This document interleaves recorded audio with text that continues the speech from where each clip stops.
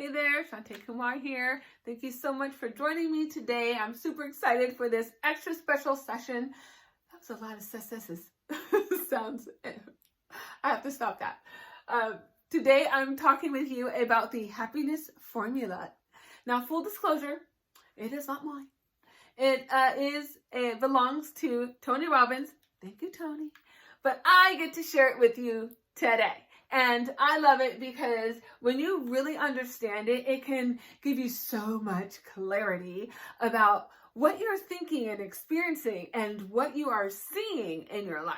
So I am really, really happy that you get to experience that with me. Now, let's get started. First of all, the happiness formula, super simple. Basically, the situation or circumstance that you're in or experiencing, if that matches up to your blueprint, to your thoughts and feelings about what is true and necessary for you to experience happiness in your life, well, then you're going to be happy. Okay, right? No brainer, super simple, like I said. That also then means that if your situation or circumstance does not match up to that blueprint, then you're not going to be happy. Okay, now we got that. And I'm going to take you through a scenario. It may start to push some buttons. It might start to trigger. And you know what? I want you to stay with me on it. Because when that happens, all that's telling you is that it's kind of like your antenna. Your intuition antenna are going off. They're like, and they're telling you tune in because this is something you need to know. So if that's not happening for you, still stay tuned because it may help someone you know. Now, situation is this. Let's just say part of your blueprint is that you believe that you are not lovable. That's just a thought that you have about yourself and your life, all right? And let's say the circumstance is that you're single. Okay, you're single, and your thought is, I'm not lovable. Lovable, if I can remember how to spell. Then, so your feelings regarding that means what? You'd probably feel sad.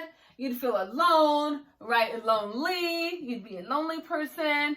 You'd be maybe a little, I don't want to say depressed, but you'd be really, really sad. Maybe you'd have some anger about that, right? You might be angry. You might feel jealous of other people who you feel like, are loved and are in loving situations and in loving relationships and partnerships. You might have some envy. All of those things, right? So then how do you act? You probably aren't acting out of your best, right? You might be someone who's a little aloof. Maybe you don't let people in, right? So maybe you have a block or your guard. You're guarded, right? Maybe you are sarcastic or really sardonic. You use your wit and your intelligence to harm others because you feel so bad about yourself and what's going on with you. So what's the result? Well, the result is that you end up alone, right? You end up no relationships. You end up with no partnerships. Now, the interesting thing is that's going on, but guess what? When you're doing that, what happens? It actually goes along with your blueprint that says you're not lovable. It proves that to be right. You doing all this and going through all this while you're single. So you're thinking, well then, but I'm tired of feeling this way. I don't want to feel like this anymore. I want to change that. I want to be loved. So you know what? I know what I'm going to do. I'm going to go out there. I'm going to find somebody. I'm going to start dating, right? So you start dating. Or maybe you even get married, okay, to someone. And you're thinking, yeah, now that's going to do it. Now I'll feel happy.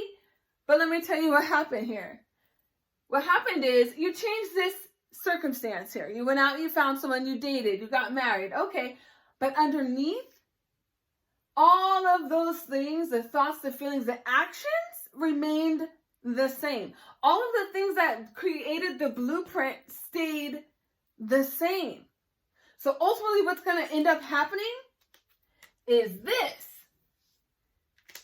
Right? Ultimately, this is what's going to happen. And while you aren't going to like it still fits in with your blueprint. You're still comfortable with that.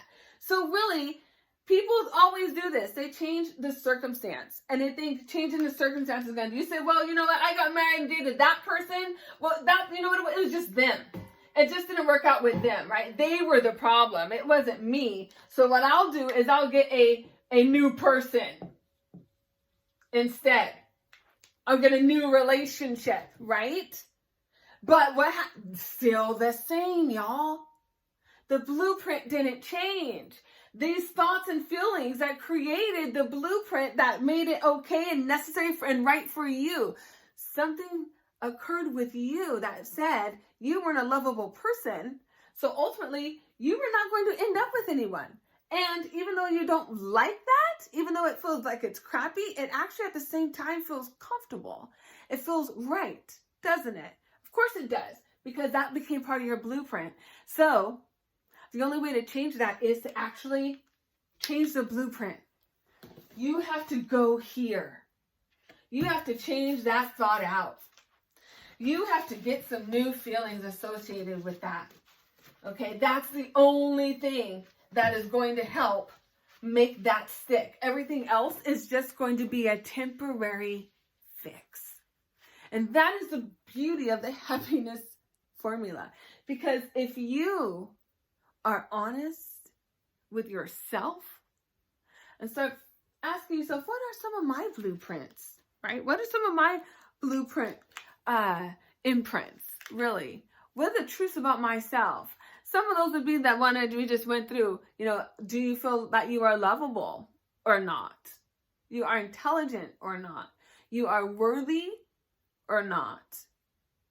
You know, some of these basic building blocks that give rise to your self-worth and ultimately created your blueprint for your recipe for happiness in life.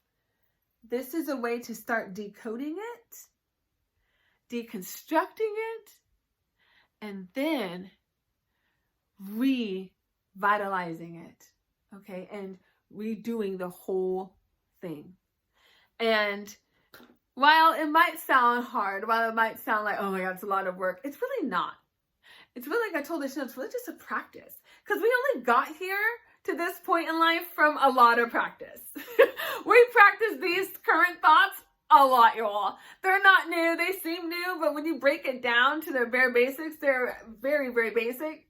They're not new. They've been there the whole time. And that's why we end up getting the same results over and over. So all you have to do is practice the new thoughts.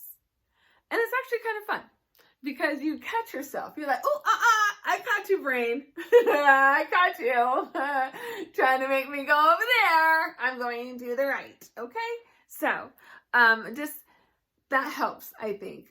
Too many times you think, oh, we've got to do the work. You got to put in the work. And I thought, ugh, but why does that have to be work, though? Why can't it be fun? Why can't it be play? I mean, it's you creating your own reality. I don't know what's greater play than that. Hello. Right? That means we're going to play really all the time. And on that note, I'm going to leave you and bless you all with a beautiful rest of your week. And may you all remember that namaste, sat namaste, we are all one. Bye for now.